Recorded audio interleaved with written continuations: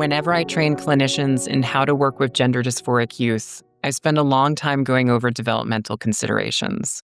When it comes to clinical and therapeutic work with this population, I can't emphasize enough to clinicians just how important it is for them to have a thorough understanding of child and adolescent development and the various developmental processes and changes that one undergoes from childhood into adulthood. I think all clinicians have to understand the reasons why we need to approach gender-related care differently for young people than how we approach it for mature adults, and why our work with them absolutely has to be informed by established knowledge from developmental psychology and neuroscience.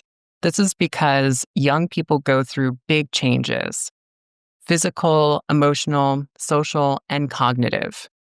And that really matters when we assess their individual needs and how we go about supporting them in the psychotherapy that we offer. Adolescence, in particular, is a period of intense change. Hormonal shifts associated with puberty not only affect physical development, but also trigger substantial changes in the brain. The brain goes through a process called synaptic pruning, where unused connections are removed and important pathways are strengthened. The limbic system, especially the amygdala, becomes more active during puberty. And this area of the brain is involved in emotions and social cognition. And so teens tend to feel emotions more strongly. They tend to seek instant gratification, and they're also prone to taking more risks. These changes also lead to teens becoming more sensitive to social rejection. A sense of belonging and acceptance by their peers becomes incredibly important to them. And because of this, they may even take risks just to avoid being left out or feeling isolated. The prefrontal cortex, responsible for executive functions like impulse control, long-term planning, and risk evaluation, develops more slowly.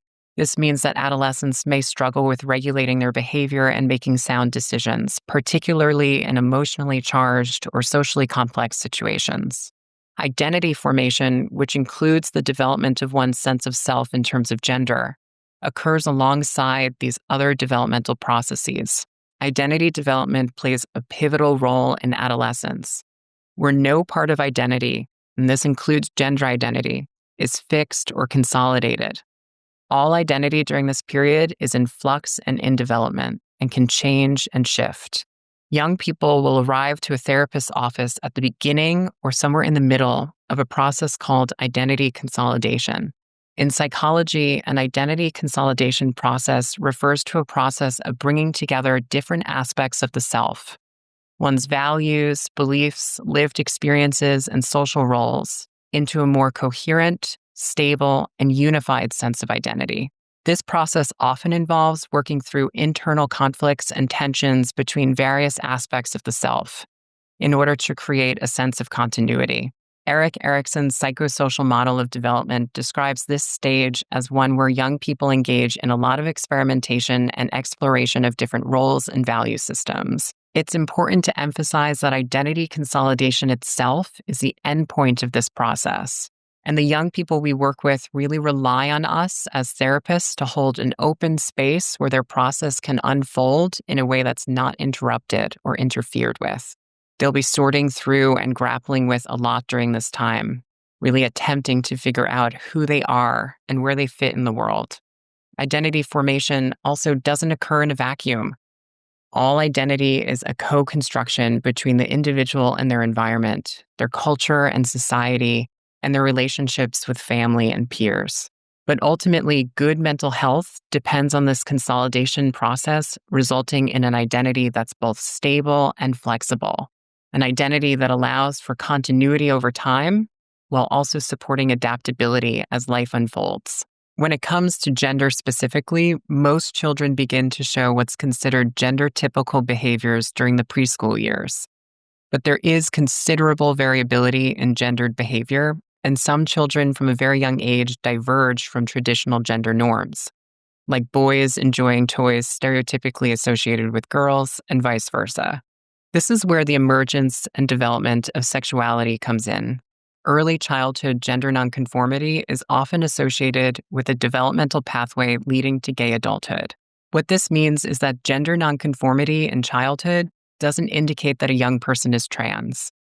It may be part of a broader developmental process related to sexual orientation.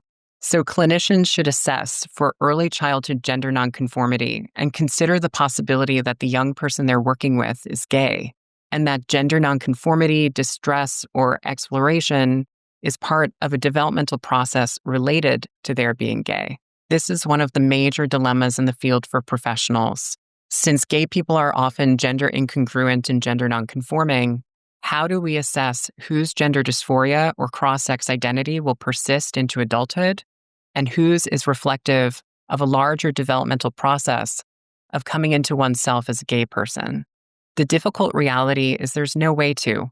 It's impossible to determine if a gender identity experienced during childhood and adolescence will remain fixed into adulthood. And so when we keep all of this in mind and really understand that identity develops over time, is influenced by many factors, and remains in flux during adolescence, and that it's developing alongside other developmental stages and is entwined with other developmental processes, it becomes clear why approaching clinical work with youth experiencing gender distress through a developmentally informed lens is really necessary.